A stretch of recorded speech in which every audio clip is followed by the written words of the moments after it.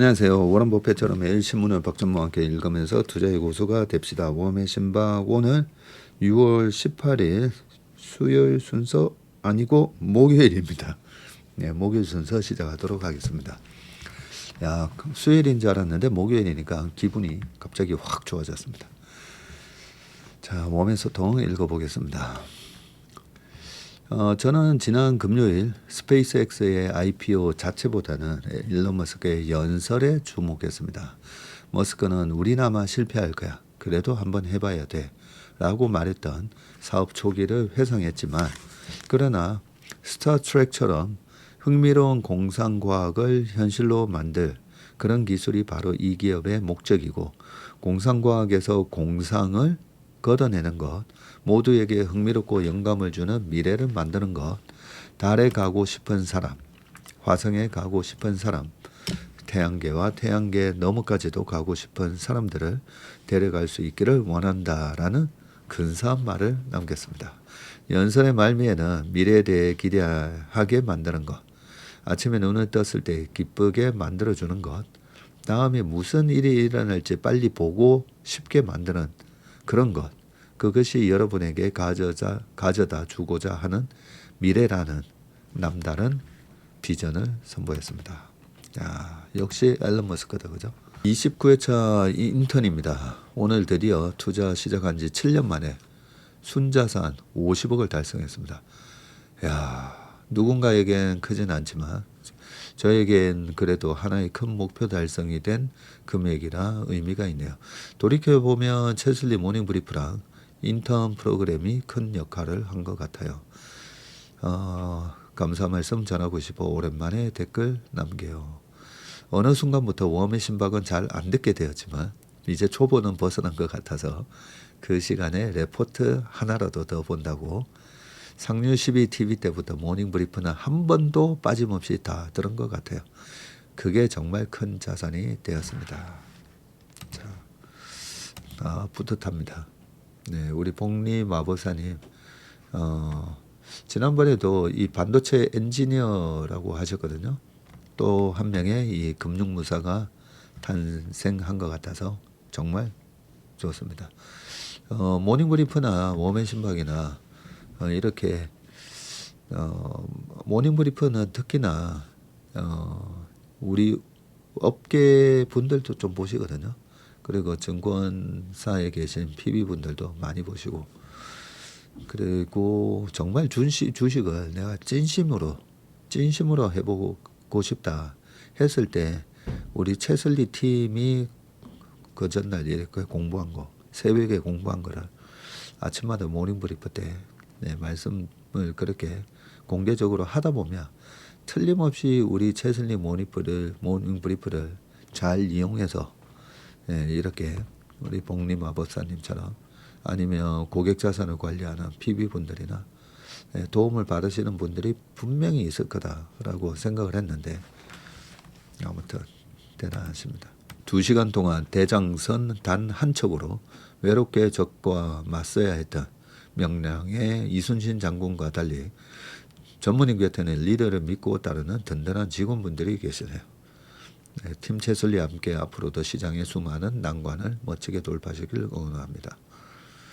언제였던가 제가 좀 힘들었을 때 그때 연말에 삼성역 근처에 울돌목이라는 식당이 있었는데 그 식당에 갔는데 이 수저 받침용으로 쓰는 그 종이에 이순신 장군의 금신전선 상류시비 그 글이 있는 거예요. 그래서 제가 그걸 갖다가 그대로 깨끗하게 이렇게 접어서 와서 그리고 주말에 어머니한테 이 금신전선 상류시비 요 글을 좀 써서 쪽자로 좀 만들어 달라고 부탁드려서 저희 집에 걸려 있습니다. 그 우리 범이 형님의 나는 정말 운이 좋은 사람이다. 이거 보고도 이제 큰 힘을 얻고 하지만 저는 동서고금을 통틀어서 가장 위대한 명언 중에 하나가 저는 이순신 장군의 금신전선 상류시비라고 생각하거든요. 신에게는 아직 12척의 배가 있습니다. 외선 300척, 3,400척하고 맞서야 되는데 선조가 그 싸움이 되겠어? 육지로 가서 권율 장군하고 합세해서 육지에서 싸우라 라고 내려왔는데 거기에 이순신 장군님이 금신전선 상주시비 신에게는 아직까지 12척의 배가 있으니 해보겠다. 네, 세상에서 가장 긍정적인 마인드 아닙니까? 그죠? 근데 그 긍정적인 마인드에는 무한한 긍정이 아니라 육지보다는 바다가 훨씬 유리하다는 거죠. 이길 수 있는 싸움을 12척의 배라도 할 수 있다라고 생각을 하신 거죠. 그래서 저는 굉장히 이제 낙천적인 사람이지만 그 시장이 폭락했을 때 사는 걸 너무 좋아하잖아요. 왜냐하면 절대 패배하지 않으니까. 외생적 변수로 인해서 시장이 폭락했을 때 사면 이기거든요. 그래서 이순신 장군께서 23전 23승 하셨던 것처럼 24전인가요? 헷갈리는데 이순신 장군께서 그래도 이길 수 있는 상황을 기다렸다가 아니면 이길 수 있는 상황에서 전쟁을 하셨다는 거죠. 그래서 그 부산포 가가지고 외선들을 박살내라 했는데 지금 거기 가면 싸움이 불리할 수가 있다. 그거 항명했다고 해가지고 나중에 원균으로 바뀌고 해가지고 원균의 장군이 몰고 가서 완전히 개박살나고 왔었잖아요. 그래서 우리가 주식을 하면서 항상 이 낙천적이고 긍정적인 마인드를 유지하는 게 중요한데 또 이순신 장군처럼 유리한 싸움을 할 줄 알아야 됩니다. 유리한 상황이 됐는데 그게 일반적으로는 주가가 싸지면 유리해진 거죠. 투자하는 입장에서는 유리해졌는데 어떻게도 희한하게도 주식시장에 보면 주가가 많이 비싸졌을 때 막 불나방처럼 달라듭니다. 그리고 주가가 정작 많이 싸졌을 때는 또 국장탈출지능순 뭐 이런 말 나오면서 그죠. 그래서 긍정적인 마인드를 가지되 유리한 싸움을 해야 되는데 저에게는 또 이제 직원이 14명이 됐고요. QR에서 저희 채슬리 TV 뿐만 아니라 편집 등 그리고 강의 자료를 준비해주고 있는 또 선수들이 또 있습니다. 그래서 이래저래 한 20명의 이 팀 채슬리가 있는데 거기에 이제 13만 지금 이제 거의 14만 다 돼가는 것 같은데요. 13만 9천 구독자 수가 되셨는데 10만 우리 또 채밀던 분들이 계셔가지고 굉장히 거함이 된 느낌입니다. 전무님 금요일 친구 매시고 두 번째 뵈러 갑니다. 또 금요일 친구분하고 같이 오시나 보네요. 일매 포털을 1인 계좌에 담아주시는 것 아이디어가 대박입니다 하셨는데 이 부분 제가 구체적으로 아무튼 잘 만들어 보겠습니다. 하루라도 안 들으면 뭔가 빠뜨린 것 같은 생각이 들어서 매일 늦게라도 챙겨보고 계신다고. 전무님 죄송합니다. 전무님의 시장에 매도 신호가 없었는데 현금 비중을 너무 많이 늘렸습니다. 코로나 이후 전무님 영상을 보면서 마이너스 수익률이 플러스가 되어가는 걸 보면서 행복했습니다.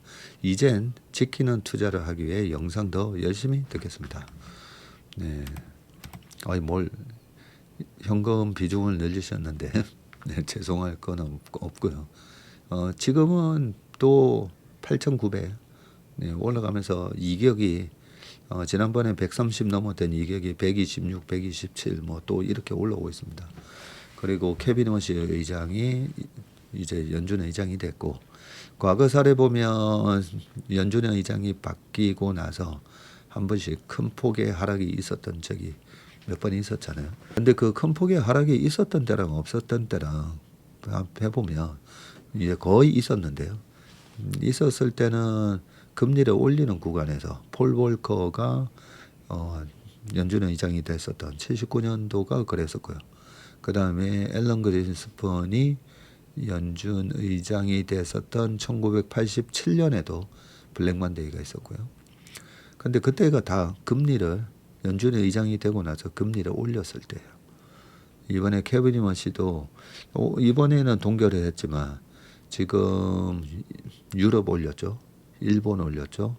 한국도 아마 곧 올릴 겁니다. 네, 항상 한국이 미국 FOMC보다는 먼저 선행했었거든요. 그래서 다음 FOMC 정도 되면 좀 조심하긴 해야 됩니다. 그리고 연준 의장이 바뀌었는데 그 큰 하락이 없었던 경우가 어제 아침 모닝 브리프 때 제가 쭉 한번 해드리긴 했었는데 그죠? 그린스펀에서 이제 버닝키로 바뀌었고요. 버닝키로 바뀌고 나서 또 2008년 금융 위기가 있었고 그 이후에 자넷 옐런 연준 의장이 됐을 때 그때가 2014년. 네, 2014년에 그때는 한번 보세요. 2008년 금융 위기 때문에 2009년 2008년 말을 제로 금리 만들어 놨잖아요. 제로 금리 만들어 놨는데 2009년, 10년, 11년, 12년, 13년, 14년, 15년 12월이 돼서야 페드가 첫 금리 인상을 합니다. 그러니까 2014년에 아무 일 없었던 거죠. 그때는 또 물가를 끌어올려야 되는 인플레이션을 오히려 그 디플레이션 국면에서 인플레이션화 시키려고 벤버냉키가 막 목표 인플레이션 3% 달성하기 위해서는 돈을 뿌리겠다 뭐 그런 얘기를 할 정도였으니까 인플레이션이 공포가 아니라 인플레이션을 야기시켜야 되는 그런 상황이었기 때문에 쇼크가 없었죠. 자넷 옐런 되고 나서. 그 다음에 2018년 한번 생각해 보세요. 2018년도에 제롬 파월 의장이 연준의 의장이 되죠. 네, 그러고 나서 2018년 10월 달에 시장이 와장창 3개월 동안 와장창 무너집니다. 지수가 20% 빠졌었는데 그때도 보면 금리 인상기였어요. 그래서 2018년도에 제롬 파월 의장이 되고 나서 4번의 금리 인상을 하거든요. 그래서 3번째 금리 인상을 했었던 그때부터 3번째가 아니라 총 2015년 12월, 2016년 12월, 그리고 2017년 3번, 그리고 2018년에 1, 2, 3, 4, 그러니까 9번을 하게 되는데 요 2018년에 3번째 금리 인상을 하고 시장이 와장창 무너집니다. 그래서 언제 연준의 의장이 바뀌고 언제는 무너지고 언제는 안 무너지고 그냥 단순하게만 이 금리하고 생각 안 하고 에이 뭐 반반이던데 연준 의장 바뀌었다고 해서 반은 급락이 왔고 반은 안 왔던데 그걸 금리 인상기랑 이렇게 비교해서 보면 금리 인상기. 그래서 올해 지금 케빈 워시 금리 올려야 되는 상황이 올 하반기에 지금 됐기 때문에 다행히 이번에 6월 CPI가 발표되는 7월 초까지는 CPI가 안 떨어질 거라잖아요. 지금 월드컵 때문에 비행기 수요도 엄청나고요. 소비가 지금 특수를 보이고 있는 상황에서 그래서 CPI 고용도 좋고 하기 때문에 CPI가 안 떨어질 겁니다. 그러면 금리를 올려야 된다. 뭐 이런 얘기들이 7월 말 정도면 나올 수가 있습니다. 그래서 8월, 9월은 또 조심해야 된다. 그런 생각하기 때문에 올해 지금 하반기 10월 달까지는 현금 비중을 늘리는 거에 대해서는 적극적으로 하셔도 좋다라고 생각합니다. 채밀턴들 가슴 속에 늘 올타임 하이입니다라고 해주셨습니다. 신문은 누구든지 대화하기 좋은 창구입니다 하실 거예요. 햇빛에 비치면 먼지도 빛난다. 그대의 아름다운 시선을 유지하라. 요한 볼프강 폰 괴테. 괴테가 이런 얘기도 했나요? 햇빛에 비치며 먼지도 빛난다. 그대 아름다운 시선을 유지하라. 주식을 하다 보면 너무 우리가 이 돈을 벌고 잃고 여기에 막 마음이 왔다 갔다 하잖아요. 어제도 어떤 고객분이 4월인가 5월인가 예 저희 1인 맡기셨다가 5월 달에 막 출렁출렁거리는 시장에 저희 매매하는 게 좀 속상하셔가지고 그래서 해지했다가 어제 오셔가지고 또 저희 준혁 주임한테 전화로 왜 그랬냐 이런저런 얘기를 계속 근데 굉장히 이제 공손하게 네 그거 보셨던데 저한테도 어제 되게 공손하게 물어보시긴 했는데 제가 꼭 주식을 하고 싶으시면 펀드 하시라고 했어요. 펀드. 예. 펀드에서는 매매가 어떻게 되는지 알 수가 없거든요. 그런데 저희는 일임은 내 계좌를 셰슬리가 매수 매도 사고 팔고만 하다 보니까 내 핸드폰에 깔려 있는 앱을 통해서 뭐 어떤 주식을 언제 사고 파는지 다 볼 수가 있잖아요. 알림 설정만 해놔도 그게 장점이기 때문에 요즘 펀드 안 하고 저희한테 일임을 많이 맡기시는데 그런데 그게 오히려 그런 분한테는 굉장히 세심한 분들한테는 오히려 스트레스인 거죠. 왜 여기서 이렇게 사고 왜 이렇게 여기서 이렇게 팔았지? 예, 그걸 갖다가 저희 준혁 주임한테 수시로 전화해서 그걸 물어봤다고 하시는데 제가 얘기 다 듣고 펀드 하셔야 될 것 같다고. 다른 회사 그 펀드 하시면 펀드는 오히려 선거 보수 이런 것도 없이 수수료도 싸니까 그리고 특히나 이제 펀드는 매매가 되는 게 어떻게 되는지 안 보이니까 펀드 하시는 게 나을 것 같다고. 일임은 안 맞으시는 것 같다고. 그래서 정중하게 그 일임 하지 마시고 펀드 하시라고 제가 안내를 드렸습니다. 초록보라님이 저는 엄청난 J인데 P시군요. 1m하기 연동해서 포트폴리오 구성하는 거 찬성합니다. 하셨고요. 최근에 캐시우드 대표님 인터뷰에서도 본인 회사 직원들에 대한 신뢰가 엄청나시더군요. F 성향이시라서 확실히 동감 능력이 크신 것 같아요. ISTJ인 저랑 ENFP인 아내가 성향은 쌍극인데 부부로 살아가다 보니 좋은 점도 많더라고요. MBTI는 서로의 다름을 인정하고 알아가기 위해 파악하는 거로 생각합니다. 그러니까요. 저는 MBTI라는 게 생겨서 정말 다행이라고 생각하는 게 나와 다르다는 거. 그죠? 성격이 나와 저렇게 다를 수가 있구나. 다른 성격의 사람들이 저렇게 존재하는구나. 다른 사람에 대한 다름을 인정하고 다른 사람에 대한 스타일을 우리가 존중해 줘야 됩니다.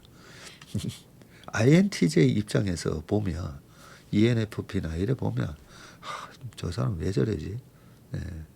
그러면 서로가 서로를 블레임 하다 보면 이 조화가 무너지게 돼 있는데 다름을 인정하고 다르기 때문에 오히려 그죠? 다르기 때문에 음과 양이 딱 만나서 딱 이렇게 맞물리듯이 다르기 때문에 잘 어울릴 수 있습니다. 연 핑크 아주 잘 어울리네요. 남자는 핑크죠.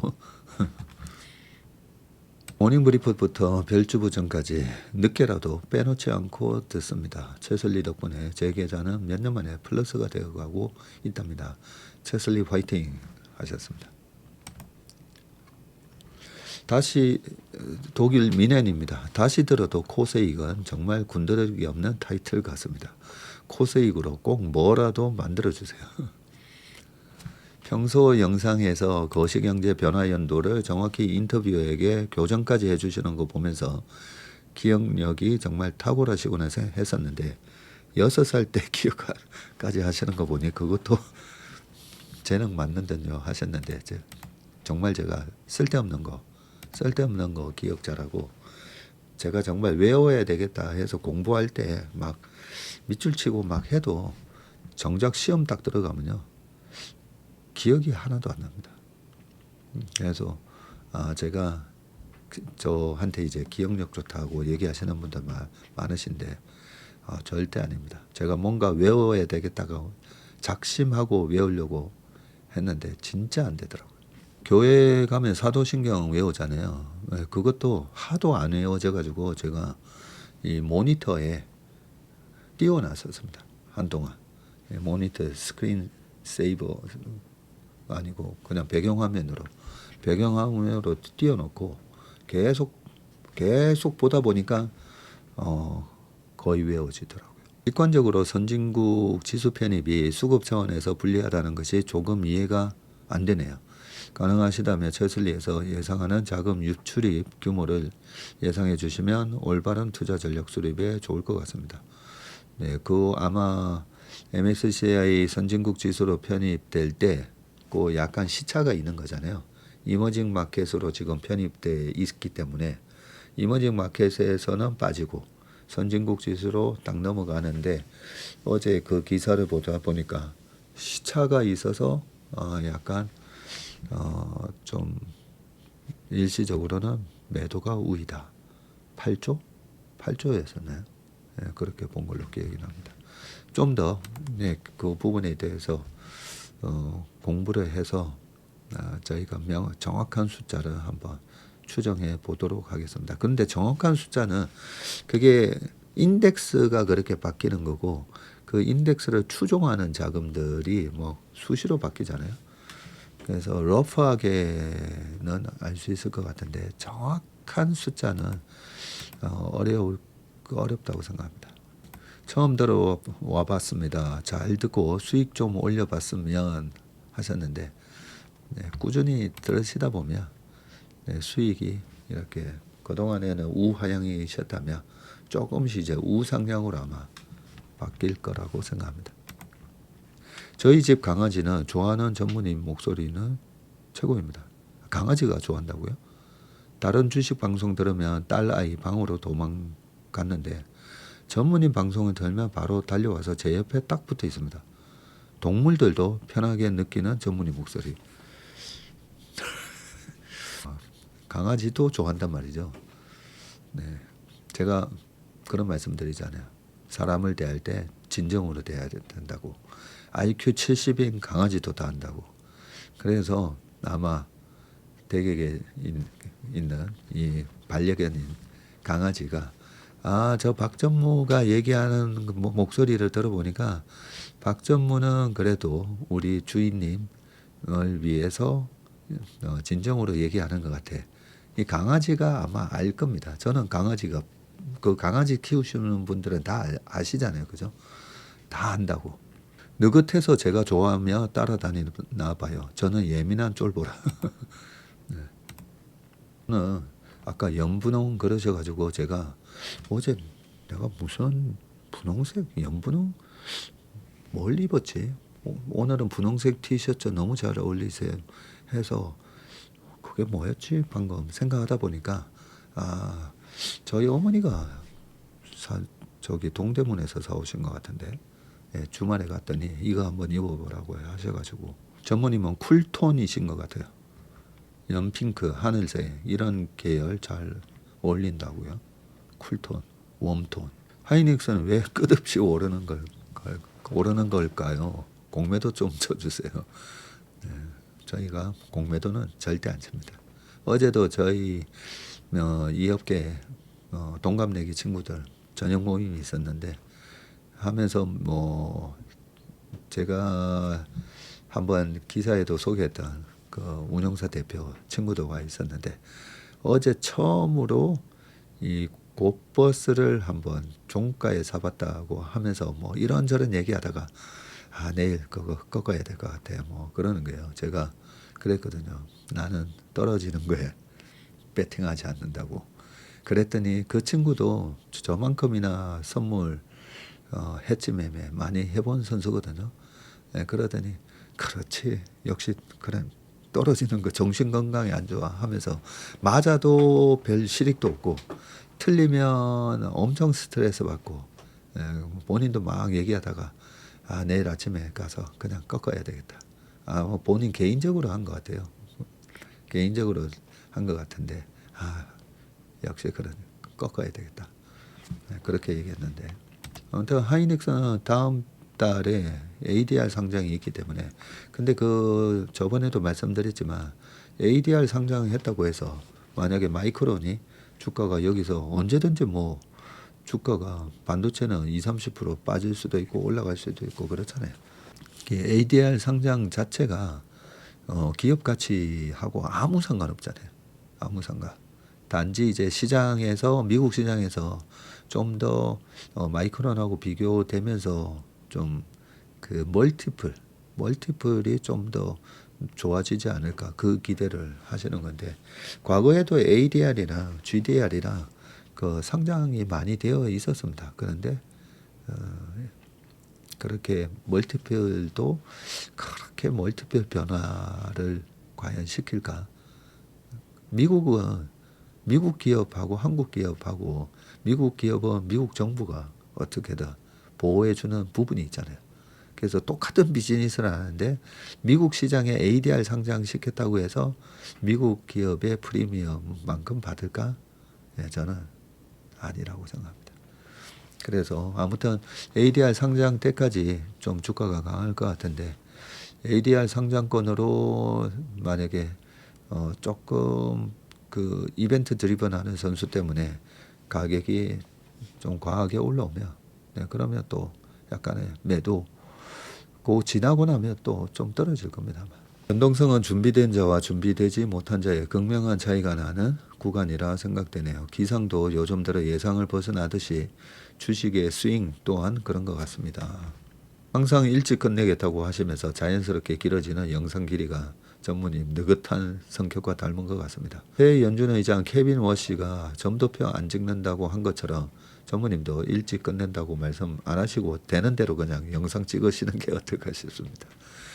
네, 그래서 오늘은 제가 얘기를 안 했습니다. 네, 잠깐만요. 어제는 또 얼마 걸렸죠? 제가 할 때 어제도 1시간 16분 걸렸네요. 이 댓글이 요즘 너무 좋아가지고요, 그죠?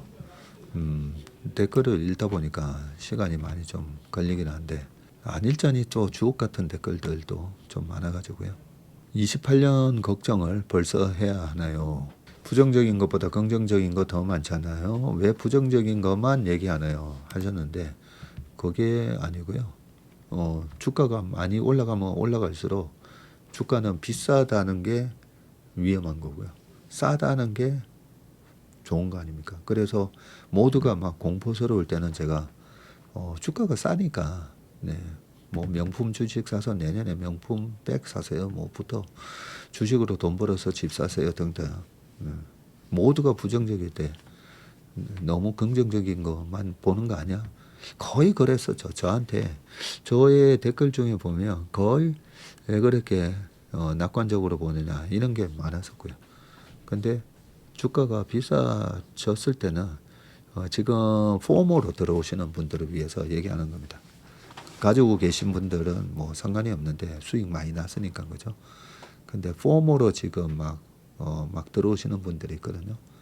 네, 그런 분들 때문에 그 28년, 뭐 27년 네, 주가는 또 선행성이 있다 보니까 이런 위험들도 있고 이런 위험들 때문에 싸게 살기에는 또 언제든지 줄 겁니다. 의도라고 생각하시면 될 것 같습니다. 이제 신문기사 읽어보도록 하겠습니다. 자, 첫 번째 기사입니다. 기아 60년 만에 버스 사업 철수. 기아가 아시아 자동차 시절부터 해온 대형 버스 사업에서 약 60년 만에 철수합니다. 중국 전기버스 업체의 저가 공세에다가 글로벌 배출가스 규제 강화로 수익성 확보가 어려워진 탓인데 자, 완성차 업체의 버스 판매량인데 현대랑 기아 현대도 버스 만들고 기아도 버스 만들고 하나 보네요.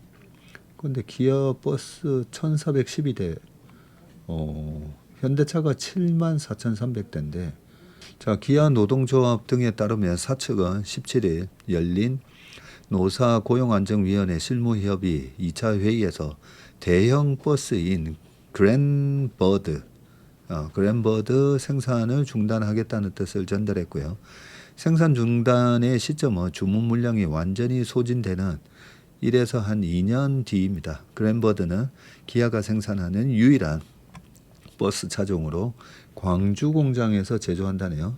기아는 지난해 그랜버드를 1,403대 생산했는데 업계는 이 디젤 버스인 그랜버드 대신에 목적 기반 차량 PBV라고 하죠. 이 PV 시리즈 등의 전동화 작업에 집중하기 위한 선택으로 보고 있고 노조는 모든 노사 협의를 전면 중단하겠다고 반발했습니다. 기아의 계열사였던 아시아자동차는 1965년에 설립 이후에 한국의 버스 명가로 불렸는데 승용차보다 버스에 집중해서 1970년에서 80년대 길거리에서 쉽게 볼 수 있었던 시내버스와 고속버스 대부분을 생산했습니다. 기아는 1994년 디젤 기반 그랜버드를 출시해서 명맥을 이었고요.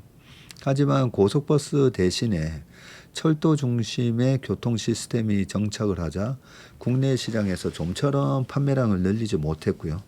버스 관광과 출퇴근 문화가 사라진 것도 타격이었는데 해외 판로를 개척하려는 노력에도 수년째 연간 판매량이 1,300대에서 1,400대에 그친 이유입니다. 더 큰 난관은 강화된 환경 기준 때문이고요. 각국 정부는 질소 산화물 등의 배출 기준을 강화하고 있는데 대형 디젤버스는 이런 환경 기준에서 가장 취약하고요. 엔진 성능을 조정하는 수준이 아니라 배기가스 후 처리 장치와 배출가스 재순환 장치 등을 새로 개발해야 하고 연 지금 1,400대의 판매량을 보고 수천억 원을 새로 투자하는 일은 쉽지 않을 것이라면서 생산 효율을 위해서 현대자동차의 버스 사업을 통합하는 게 낫다고 판단한 것 같다고 합니다. 지난해 12월 기준 전국에 등록된 전세버스 4만 1,000대 중에서 현대 기아의 점유율은 각각 현대 60, 기아 30, 총 90%네요. 나머지는 중국산 수입버스가 차지하고 있답니다.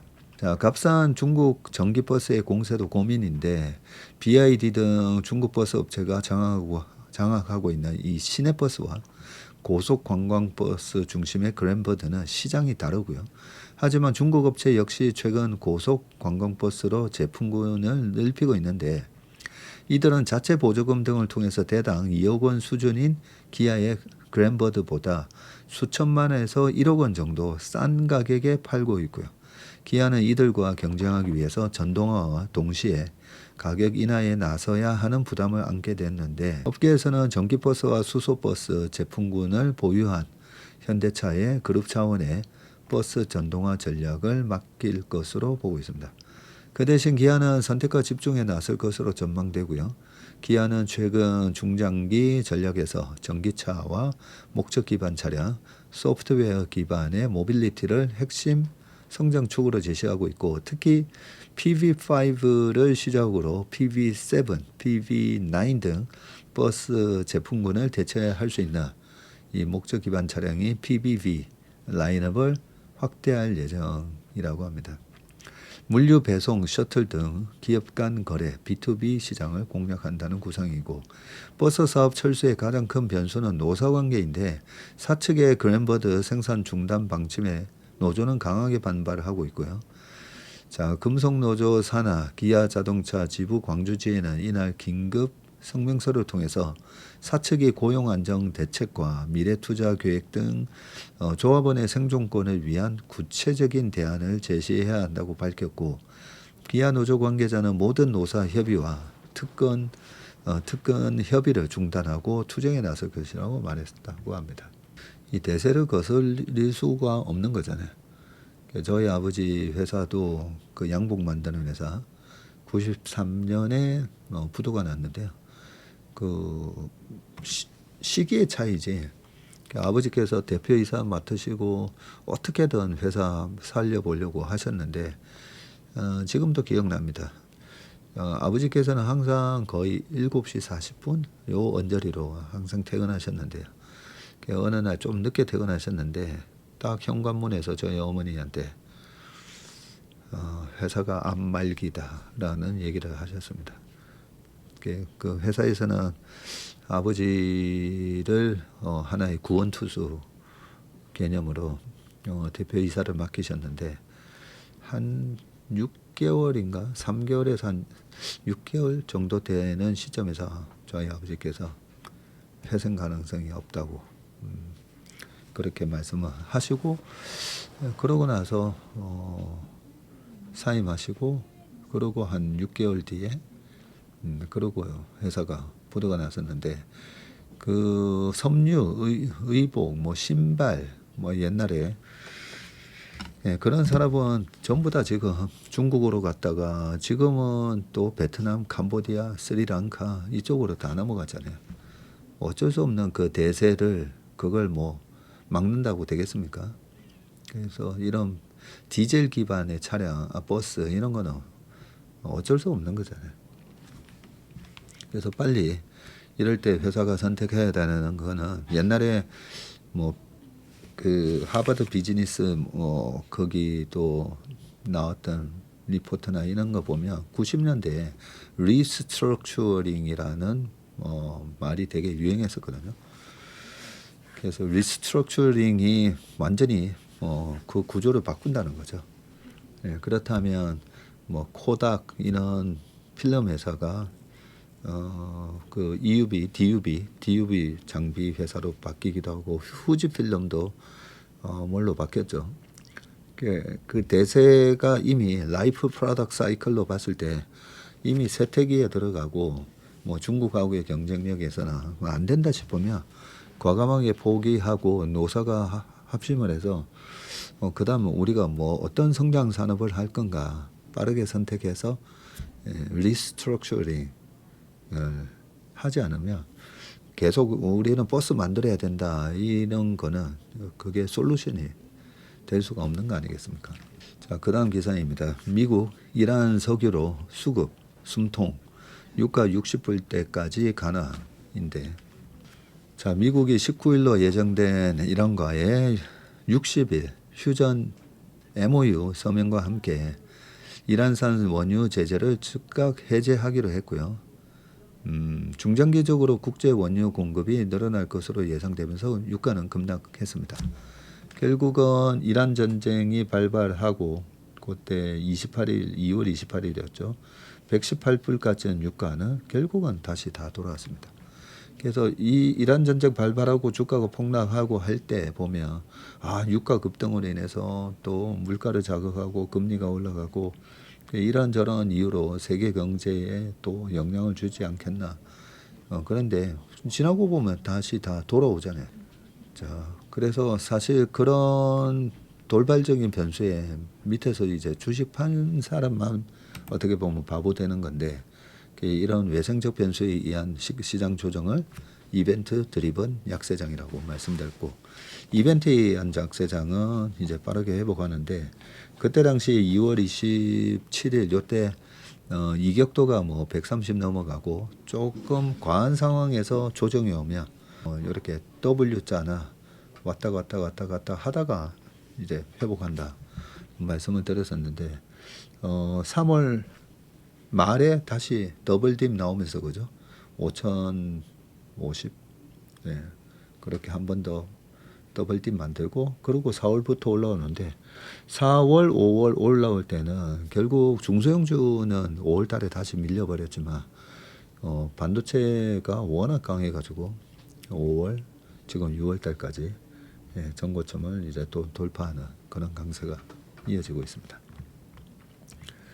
블룸버그 통신 보도에 따르면 미국은 공식 서명 즉시 이란산 원유 제재를 실질적으로 풀어주기로 약속했고, 미국은 이후 60일 휴전 기간에 결정되는 최종 합의 일정에 따라 이란에 대한 모든 경제 제재를 종료할 예정입니다.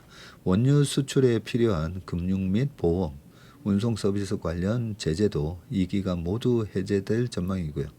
이는 실질적으로 이란에 대한 핵심 경제 제재를 모두 풀어주는 건데, 미국 등 서방은 2012년부터 이란의 원유 수출을 강력하게 제재해 왔었습니다. 트럼프 행정부 관계자들은 이란이 농축 우라늄에 대한 희석 폐기 등 핵 프로그램 관련 약속을 이행하면 단계적으로 제재를 완화할 것이라고 설명했으나, 공개된 MOU 초안에 담긴 내용은 선 제재 해제와 후 약속 이행 방식입니다. 이란이 농축 우라늄 폐기 등의 약속을 지키기 전에 먼저 글로벌 원유 시장에 복귀할 수 있다는 뜻이고, 이 같은 소식에 이날 국제 유가가 하락세를 보이면서 3개월여 만에 최저 수준을 기록했는데, IC 선물거래소에서 8월 인도분 브렌트유 선물 종가는 배럴당 78.96달러로 5.1% 하락을 했고요.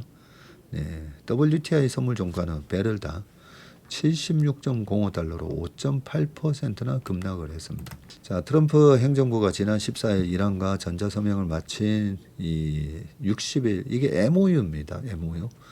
사실은 MOU는 법적 구속력은 없는데, 구속력은 없지만 미국이 지금 이란 석유 수출부터 해가지고 뭐 이란의 해외에 있는 자산 동결 등 실질적으로 엄청나게 피해를 주다 보니까 이게 MOU라도 안 지킬 수가 없는 거죠. 한때 이란의 문명을 말살하겠다고 얼음장을 놓은 트럼프 정부가 지금은 180도 태도를 바꿔서 햇볕 정책 패키지를 제시한 겁니다. 자, 미국 등 서방은 1979년 이 이슬람 혁명 이후 이란의 각종 제재를 시행해 왔었고요. 그때 이제 팔레비 왕조가 무너지고, 그죠? 이 친미 국가에서 반미 국가로 변하게 됩니다. 그리고 1980년에는 이라크가 이란을 침공하죠. 그때 이라크의 대통령 침공했을 때 대장은 후세인이었죠. 나중에 사담 후세인이었었는데, 그때 이라크에 대한 무기 지원을 미국이 해줬습니다.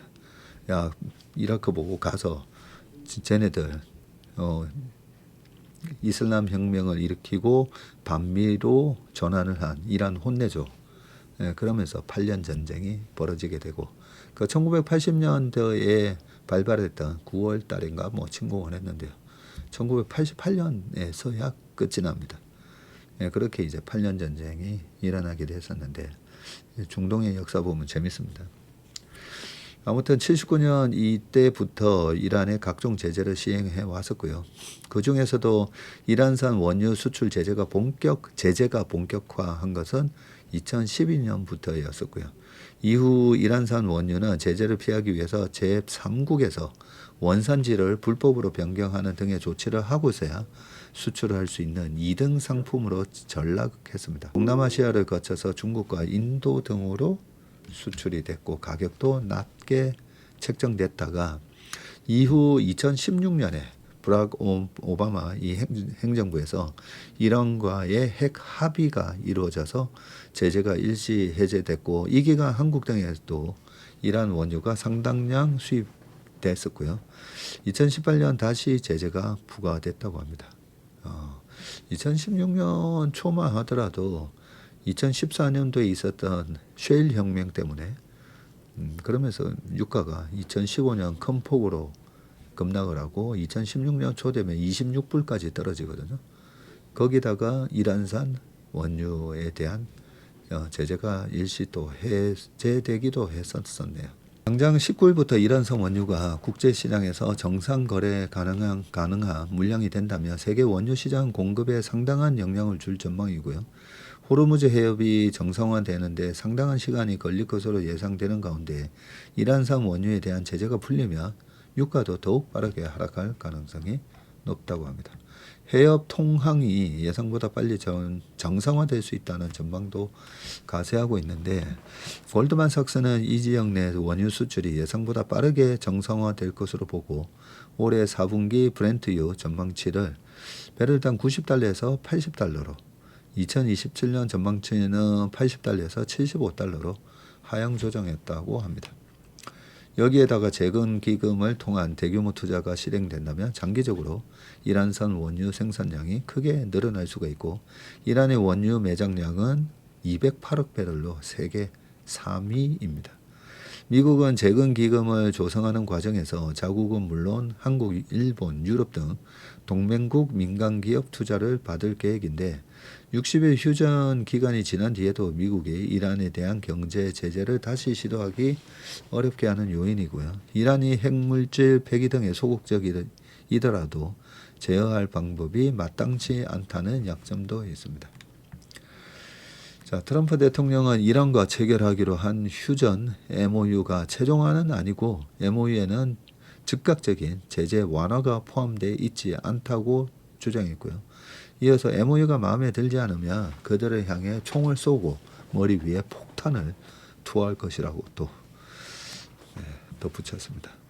자, 차 대신 판다는 제품이 중국에 밀린 폭스바겐의 초강수가 과연 뭘까요? 나치 독일군의 다목적 군용 지프차 퀴벨바겐 5만 2천 대를 생산한 폭스바겐, 미군의 트럭부터 폭격기까지 다양한 군수 물자를 공급하며 민주주의의 무기고로 불린 미국 포드와 GM, 2차 세계대전 때 방위산업 기업으로 이름을 날린 미국과 유럽의 대표 자동차 회사가 최근 방산 사업에 다시 뛰어들고 있는데 우크라이나 전쟁 과정에서 유럽이 재무장에 속도를 내고 있고요. 미국이 이란 전쟁에서 소진된 무기를 보충하는 과정에서 관련 수요가 크게 늘었기 때문입니다.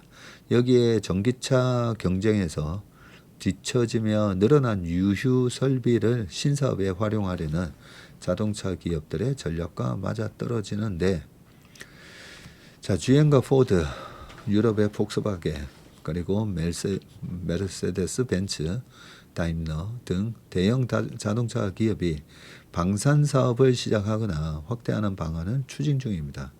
12년 전 보병용 차량을 생산하는 GM 디펜스를 설립해 방산 사업에 재진출한 GM은 최근 록히드 마틴과 범용 무기 부품 공급 계약을 체결하는 안을 논의하고 있고요. 록히드 마틴은 F-35 전투기와 사드, 그리고 사드 미사일과 블랙호크 등을 공급하는 미국의 핵심 방산 회사입니다. 유럽 자동차 기업도 방산 진출에 적극적인 것으로 평가가 되는데, 프랑스 르노가 방산 기업 탈레스와 함께 군용 드론을 제조한다고 보도했고요.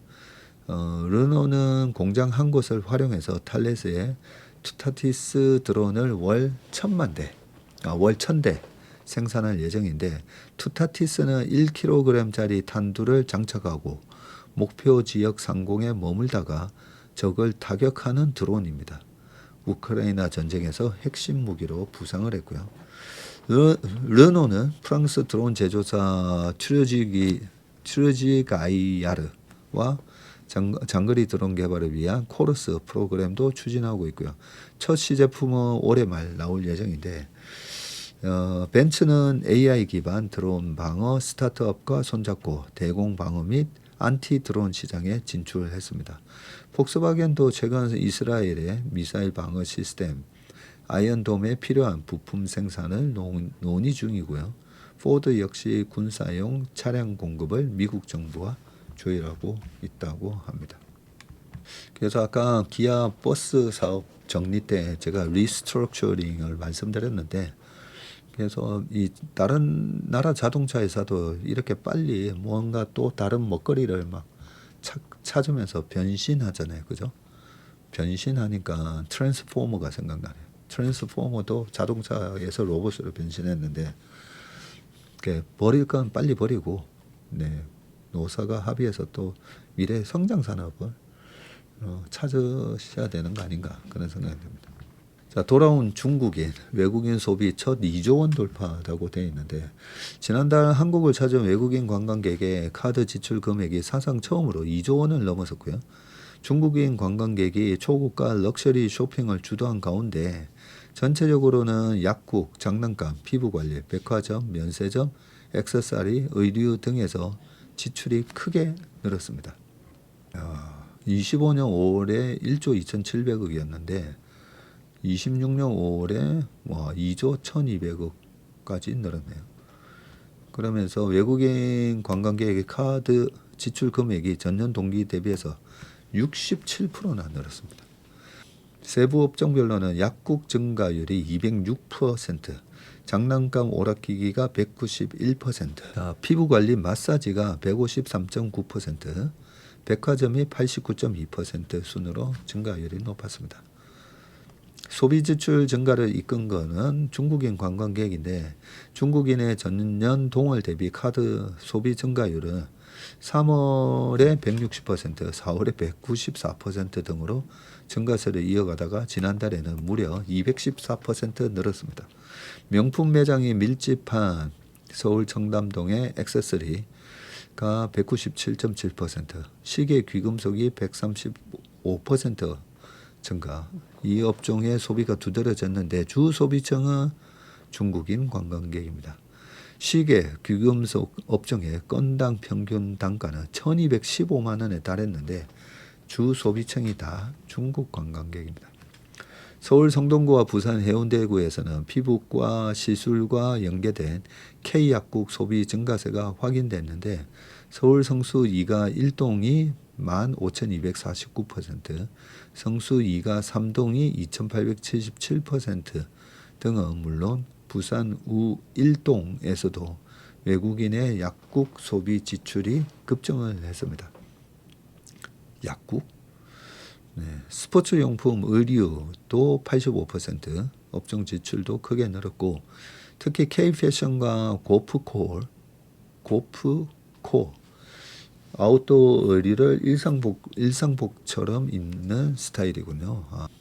한국관광공사는 명동에서는 나이키 바이유 같은 한국 한정판 커스텀 의류 제작이 활발했고 성수동은 한국형 고프코 브랜드를 찾는 아지트로 주목받고 있다고 합니다.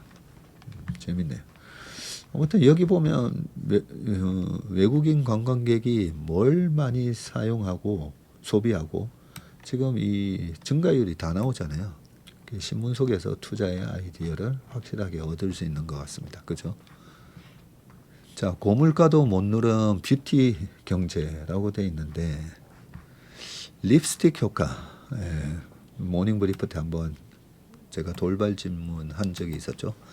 자, 불황 때는 자동차 같은 값비싼 소비는 줄이더라도 미용 목적의 작은 사치품에는 지갑을 여는 현상이 나타난다는 말이고요. 오랜 기간 화장품 업계 전유물로 여겨지던 이 표현이 최근에는 의료와 제약 산업으로 확산하고 있는데 뷰티 경제가 이 웰리스, 건강한 삶과 결합해서 고물가에도 소비를 줄이지 않는 영역으로 자리 잡고 있어서입니다. 많은 소비자는 이제 뷰티를 화장품에 국한하지 않고요. 보톨리늄 톡신, 보톡스와 같은 미용 시술과 비만 치료제, 웰리스까지 포함하는 광범위한 개념으로 받아들이고 있습니다. 자, 월간 피부과 지출액인데 23년도에 2,330억, 이게 월간입니다. 월간. 24, 25, 26. 꾸준히 이렇게 증가하고 있어요. 자, 이 같은 변화는 글로벌 고물가 환경에서 미용 주사제 시장의 빠른 성장으로 확인되는데 한경 에이셀에 따르면 내국인이 피부과 의원에서 결제한 신용카드 대금은 지난달 3,149억 원으로 2년 전 같은 기간 대비해서 23.7% 늘었고요. 국내 화장품 소매 판매 증가율도 크게 웃돌았습니다. 지난 4월 국내 화장품의 소매 판매액은 2조 9,956억, 딱 3조네요. 딱 3조. 4월 국내 화장품 소매 판매액이 2년 전 4월보다 4.6%에 늘어났는데 그쳤고요. 시술을 포함하는 뷰티 경제의 구조적 성장은 한국에 국한된 현상이 아닙니다. 컨설팅 회사 맥켄지는 세계 뷰티 제품, 스킨케어와 그 다음에 헤어케어, 메이크업, 향수 포함해서 소매 판매액이 24년도에는 4,400억 달러, 약 660조. 와, 꽤 큰 시장이다, 그죠?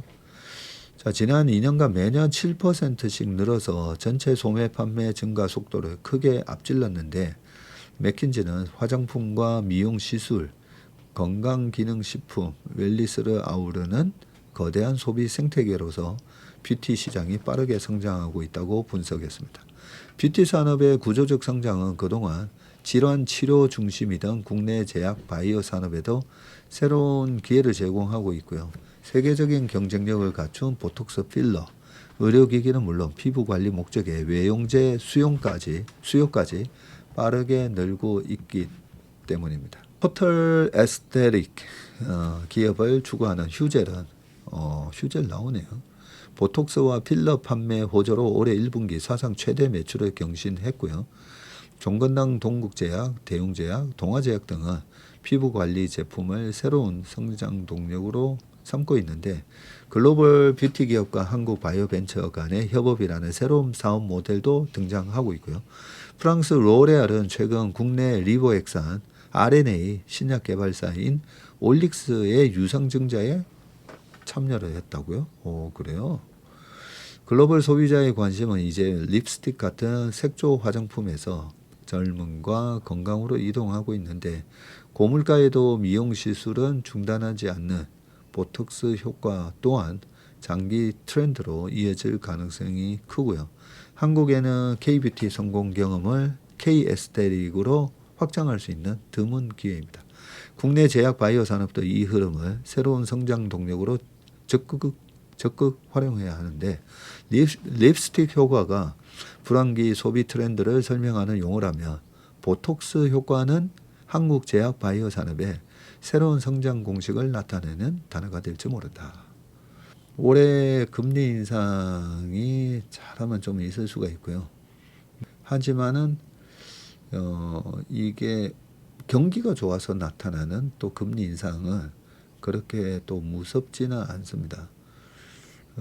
그리고 지금 보면 우리나라가 막대한 경상수지 흑자를 내고 있죠. 그리고 유가까지 떨어졌으니까 유가는 떨어졌는데 반도체 수출이 좋으면서 더 많은 돈들이 유입될 거고요.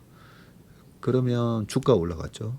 최근에 보니까 서울 집값도 뭐 신고가 나오고 있다고 하는데 뭐 아무튼 자산가들의 이 웰스 이펙트가 부의 효과가 계속 아마 나타날 겁니다. 그래서 일단은 이런 그 뷰티에 대한 소비 꼭 립스틱 효과뿐만 아니라 자산으로 돈을 번 분들은 고가의 이런 에스테틱, 토탈 에스테틱 미용에도 많은 돈을 쓰지 않을까. 거기다가 중국의 한일령 때문에 중국에서 일본으로 못 가는 관광객들이 한국에 들어와서 환율이 너무 좋잖아요. 그래서 지금은 비행기값 다 하고도 남는다고. 그러니까 이 관광산업은 계속 좀 잘 봐야 될 것 같습니다. 자, 마지막 기사입니다. 이대로 가면 죽겠다. 삼성전자 그만두고 버스 기사가 된 20대라고 돼 있는데 유퀴즈에 출연을 했다고요. 이승준 씨인데 우리 이승준 대표랑 이름이 똑같네요. 한번 보겠습니다. 명문대 공대를 졸업하고 삼성전자 반도체 사업부에서 일하던 20대 직원이 회사를 그만두고 대구에 시내버스 기사로 이직한 사연이 공개됐는데 자, 유퀴즈 언더블럭에는 전자 반도체 사업부를 퇴사한 뒤에 대구에서 시내버스 기사로 근무 중인 이승준 씨가 출연을 했습니다. 며칠 전에 제가 대구 출장 갔다가 거기 대구 코덱스인가 뭐 코엑스 엑스코 거기에서 강의를 하고 그리고 기차역으로 바로 왔거든요. 바로 가야 되는데 시간이 좀 남는 거예요. 그래서 제가 버스 타는 거 좋아해서 거기서 엑스코에서 두리번 하다가 동대구역으로 가는 버스를 타고 그리고 동대구역으로 갔습니다. 좀 날이 더워서 약간 그러긴 했는데 어차피 시간도 남는 거 그래서 버스를 타고 천천히 갔는데 잘하면 볼 뻔했네요. 이 이승준 씨를 몇 번 버스에서 일하는지는 모르겠지만 자, 한양대 공대를 졸업했다고요. 와, 한양대 공대를 졸업한 이 씨는 삼성전자에서 약 6년간 근무했고요. 그는 당시 초봉이 5천만 원 수준이었고 성과급으로만 3천만 원을 받았다. 그러니까 삼성전자 반도체 들어가면 한 8천만 원 정도는 번다 그죠. 자, 여기에 우리 사주 등 각종 복지 혜택까지 더해져서 경제적으로는 부족함이 없는 직장 생활을 했다고 했고요. 하지만 안정성에 대한 불안과 조직 문화 스트레스가 커졌다고 하는데, 이 씨는 회사 생활을 하며 여러 차례 상사가 바뀌는 모습을 보면서 안정성에 대한 의문이 커졌고, 고민하던 시기에 오래 근무하지 못하고 갑작스레 권고사직을 당하는 상사들을 보게 됐다고 털어놨고요. 업무 방식에도 좀 혼란을 느꼈는데, 그는 보고를 하면 경력이 몇 년인데 그것까지 물어보냐고 하고, 반대로 주도적으로 일을 하면 왜 보고도 없이 멋대로 하냐고 했다면서 도대체 어느 장단에 맞춰야 할지 모르겠더라고 말했다고 합니다. 퇴사를 결심한 가장 큰 계기는 일부 상사의 지역 비하 발언이었는데, 이 씨는 경상도 사람은 다 그러냐? 경상도 사람이라서 그러냐는 소리를 듣고 가장 큰 회의감이 들었던 것 같다면서 밀폐된 사무실 공간에서 숨이 턱턱 막히는 느낌이었다고 했습니다. 그는 대기업을 그만두는 순간 사회의 낙오자가 되는 것 같은 기분이었다고 했고요. 하지만 이대로 가면 죽겠다는 생각이 들었다고 회상했고요. 현재 대구에서 버스 기사로 일하는 이 씨는 만족감을 드러냈는데, 그는 우리나라는 기본적으로 상명하복 문화가 강한 편인데 버스 업계는 그런 스트레스가 거의 없다면서 정년이 65세라 해고 걱정도 적고 상사 눈치를 볼 일도 많지 않다고 말했습니다. 급여에 대해서는 지자체마다 차이는 있지만 초봉이 5천만 원 수준에서 시작한다고 설명했다고 합니다. 그래요? 이 씨는 서울에 있을 때는 잘 웃지 못했고 행복했던 기억이 적은데, 지금은 4일 근무 후에 휴식하는 일정 덕분에 한두 달에 한 번씩 해외여행도 다니고 연봉은 조금 줄었지만 현재 삶이 행복감이 훨씬 높다고 밝혔다고 합니다. 근데 우리가 직업에 귀천이 없다고 그죠? 내가 마음 편한 곳에서 일을 하면 되긴 되는데 20대 막 이렇게 고생하는 이유가 한양대 공대 들어가려면 정말 공부도 열심히 했을 거고 그죠? 그리고 국내 최고의 기업 삼성전자에 또 들어갔고, 어떻게 보면 좋은 대학 좋은 직장을 다 가봤기 때문에 그래서 또 나올 수도 있었던 것 같고, 근데 내가 마음 편하게 일하는 게 제일 중요하죠. 마음 편하게 일하는 게 제일 중요한데, 우리나라 이 상명하복, 저도 이거 되게 좀 싫어하긴 했었거든요. 무조건 시키면 밑에서는 복종. 근데 삼성전자에서도 어떻게 보면 이게 일반화의 오류가 될 수가 있는 게 또 어떤 상사냐에 따라서 다르잖아요, 그죠? 모든 경험이, 어떤 사람은 군대에서 나 너무 많이 맞아가지고 뭐 이런 분들도 계시고, 그거는 참 자기 운이기도 한데 상사를 좀 험한 상사를 좀 만났던 게 아닌가, 그런 생각이 들긴 합니다. 네, 웜의 신방 여기까지 하겠습니다. 안전하고 행복한 퇴근길 되시길 바라겠습니다.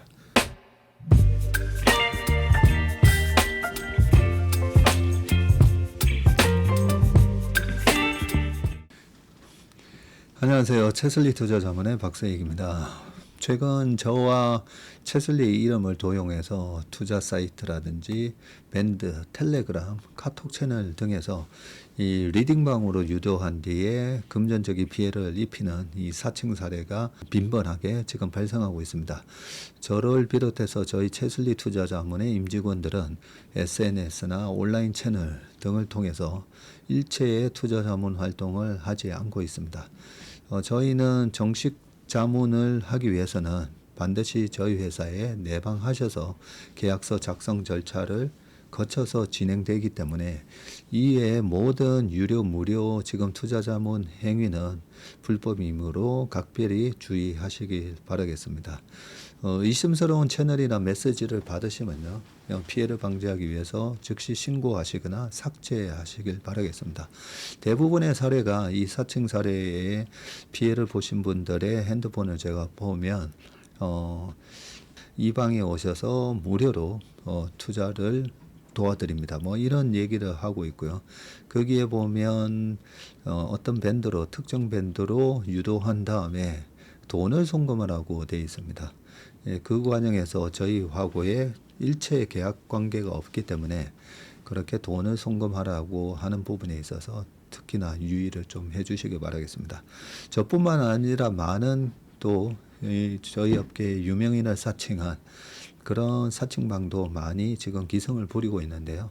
공통적인 특징이 앞으로 몇백 %가 날 급등주를 알려줄 테니까 이 방에 가입을 하라. 그러고 난 다음에 금전적인 부분을 갖다가 송금을 요청하는 그런 형태의 수법을 쓰고 있기 때문에 그렇게 무료로 주식을 알려드립니다. 이런 문자를 받으시면 바로바로 삭제를 하시길 바라겠습니다. 저희 채슬리와 채슬리 임직원들을 많이 사랑해 주시는 저희 채슬리의 고객분들 그리고 저희 채슬리의 이 구독자분들이 이런 사칭 피해가 일체 발생하지 않기를 바랍니다. 그러면 여러분들의 가정과 일터에서 항상 평화와 행복이 가득하시길 기원합니다. 감사합니다.